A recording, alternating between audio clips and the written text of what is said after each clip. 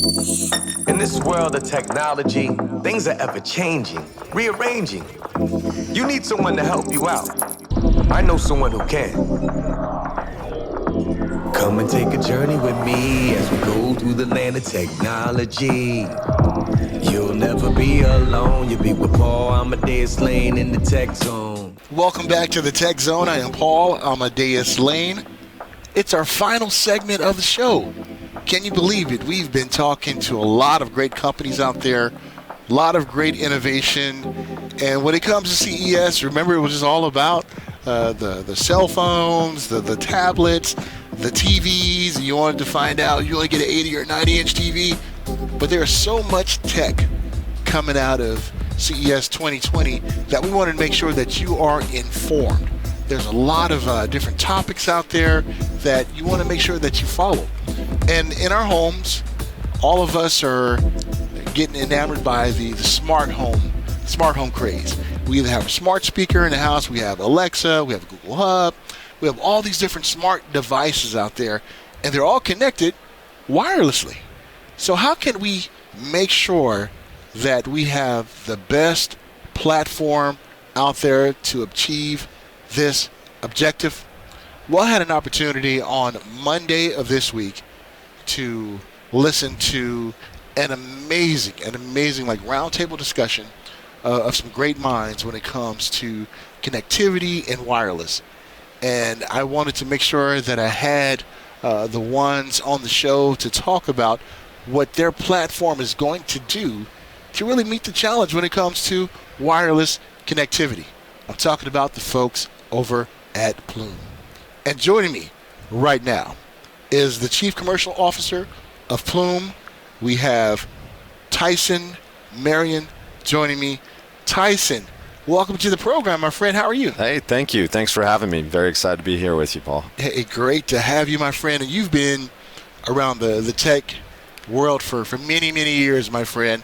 So talk about what it's like to see just some of the things we see floating around CES now in 2020. You know, it's quite amazing what we're seeing. I think coming out here, I saw this picture, this side by side.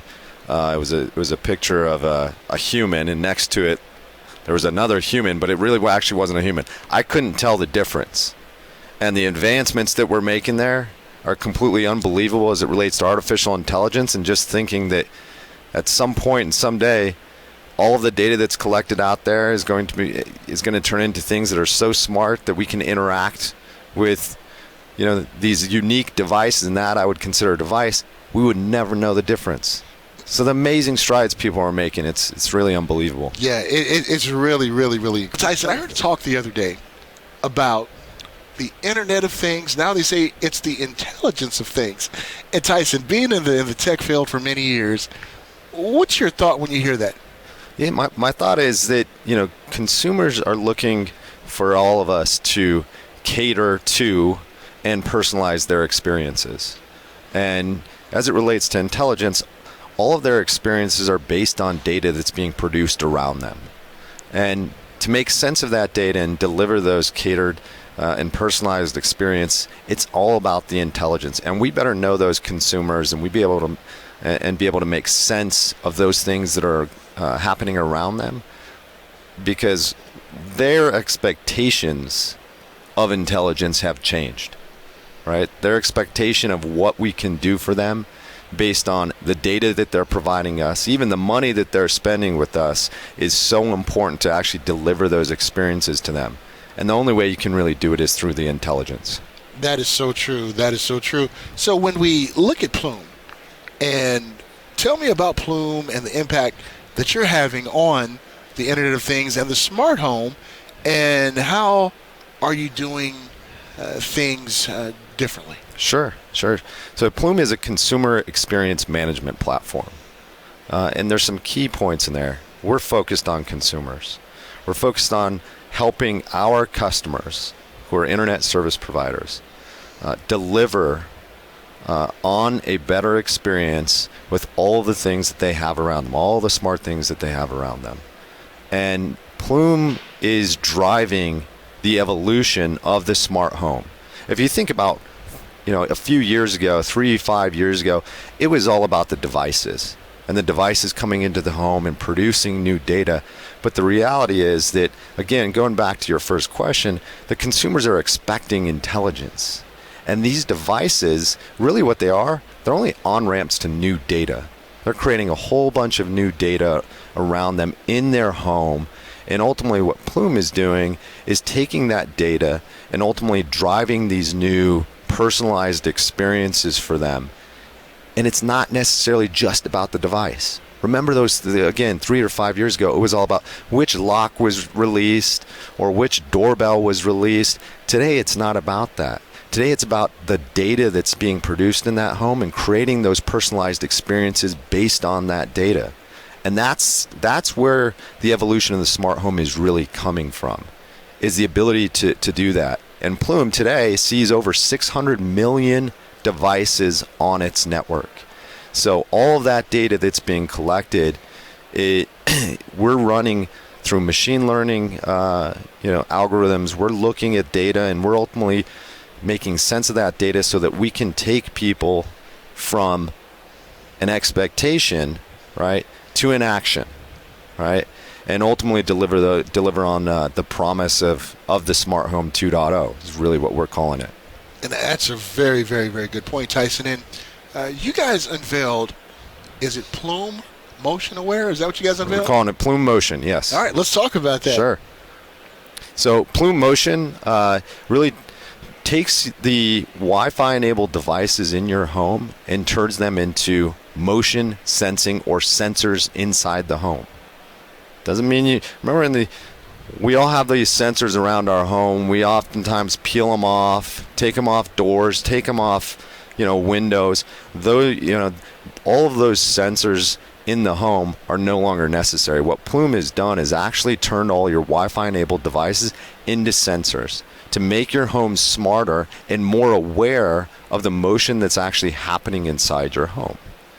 So that is a new consumer service that we're offering through all of our ISP customers that consumers will engage with to make sense of what's actually happening in your home.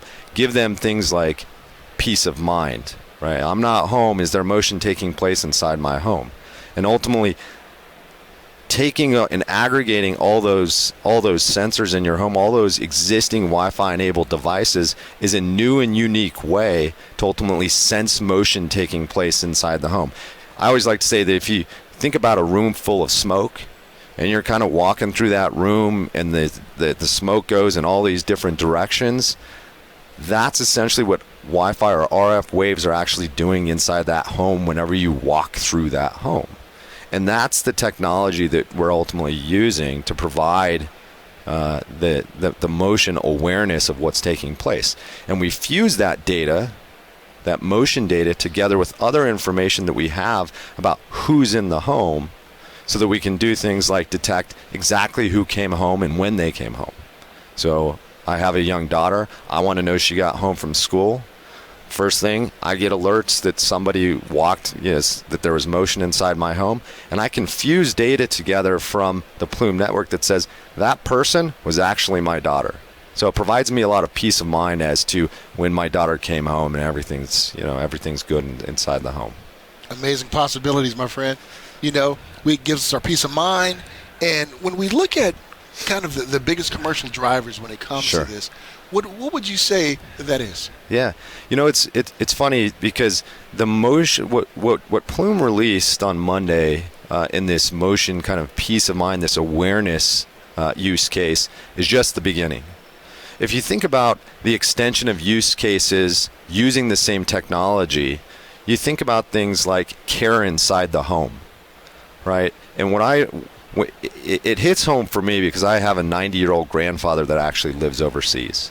Now, he is not cool at all with having cameras kind of in his home, watching him on a daily basis, but I absolutely want to know that he woke up and he moved around. And so when I called him and I said, listen, I'll give you better Wi-Fi in your home, but at the same time, I want to be able to have an app on my phone that alerts me to when you got up and walked around.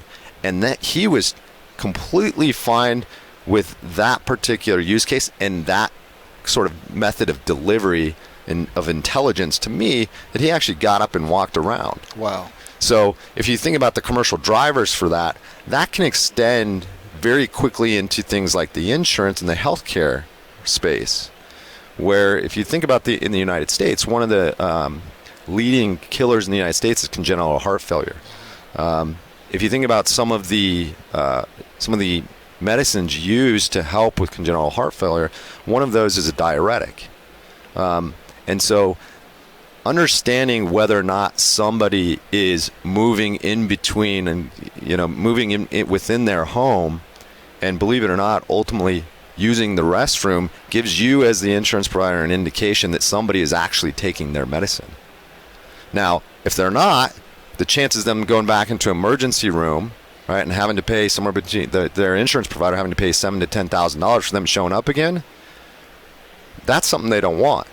So they would love to have information about whether or not somebody is actually, or indicators whether or not somebody's actually using their medicine, and be able to provide that's intelligence back to the insurance provider so that they can alert that person, proactively call that person. Are you taking your meds? We don't think you're taking your meds. But if you think about the commercialization of that intelligence and that data about motion inside the home extends beyond just things like, physical security, peace of mind, all the way to things like healthcare. Wow. The possibilities are endless, Tyson. Yeah. And to hear something like that is really refreshing when it comes to tech. All of us is something we all can identify with. Yeah. Many of us have parents, grandparents who are getting a little older.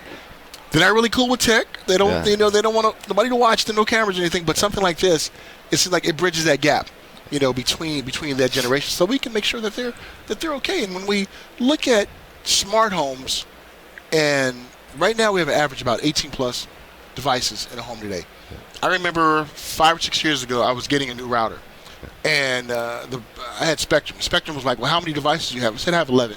He's like, "You have 11 devices? No one has that much." Yeah. But now it's an average of 18 plus. But we know within the next, 10 years or something, or in 2020, we're going to go to about 31 connected devices because of the smart home, the speakers, the ranges, the refrigerators, all these different things. So you guys are helping us out to make this go a little smoother. Yeah, the first thing I always say is that you can't have a smart home without a connected home. And early on, Plume's first mission was to ensure that there was perfect connectivity inside that home, right? As it relates to Wi-Fi, which is a indeterministic medium, is extremely difficult to manage. That was kind of step one for Plume, was making sure to get to the smart home, you got to have a connected home, and that was kind of step one. Beyond that, it was much more about, now that there are more devices coming onto the network, and we agree, and we actually see the stats that are moving you from those 18 devices to, in 2022, the 31 or so devices that you'll have in your home. Now, there's huge economic interest, right, as it relates to data and selling new devices through TVs or smart speakers or whatever it may be. So there is a huge wave and an economic incentive for the large tech companies to continue producing new devices, right, that connect inside your home. And the beauty of what Plume is doing is we're ensuring that those devices are connected flawlessly, because the consumer's expectations have changed. They actually believe the Wi-Fi is the internet these days, which we all know isn't true, right? My daughter always says, "Dad, the Wi-Fi is not working. What's wrong with the Wi-Fi?" It's not the Wi-Fi, right? The internet's not connected, right? And so at the end of the day, consumers' expectations of what must be delivered have completely changed. And really, that's kind of the beginning of where Plume starts, is focus on that first. Second, now that all those devices are in the home, let's start making sense of the data that they're producing and deliver and cater to and personalize these experiences. And that's where we've moved, from just connectivity to, let's actually create the smart home. Again, it's not based on the devices anymore. Now everybody's got those devices, and that's increasing at a ferocious pace. Now that when you're at those 31, let's say in 2022, we believe that there is a new app store, if you will, forming. And that app store is going to be delivered through Plume's platform. And Plume's platform allows third parties to actually contribute and build on top of the Plume platform to deliver new services to the consumer. So by providing a massive platform and distribution source, right? If you think about the App Store, you needed two things. One, you needed this smartphone device, but the only reason why third parties would come and develop on that platform is because they knew they were going to get distribution.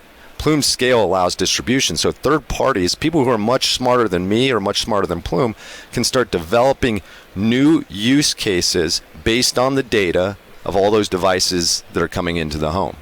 Awesome. I am blown away by this, Tyson, and I got to have you back on because I have about 8 other questions that I have, because this is so intriguing, and going into more detail about Plume, I really want to dive deeper and deeper in it. So as we wrap this up, how can people find more information about Plume? Yeah, it's simple. You can go to plume.com. You'll find a ton more information. Oftentimes, you're going to be able to just go to your local internet service provider, and most likely, they're already going to be using Plume. So thanks for having me on. I look forward to speaking with you guys again. Hey, I appreciate it, my friend. And hey, this is our final segment of this show. Hope you enjoyed finding out all this information about Plume. I want to try to get Tyson back on again on the show, future shows, talking more about this, because I want to dive deeper and deeper to some things what Plume is doing. I am so intrigued by this. So don't forget to tune into the show tomorrow. We'll have more information here from CES 2020. Don't forget to follow me on Facebook, the Twitter, Instagram, all those different places. We'll be back tomorrow. Take care. In this world of technology, things are ever changing, rearranging. You need someone to help you out. I know someone who can. Come and take a journey with me as we go through the land of technology. You'll never be alone. You'll be with Paul, Amadeus, Lane in the tech zone.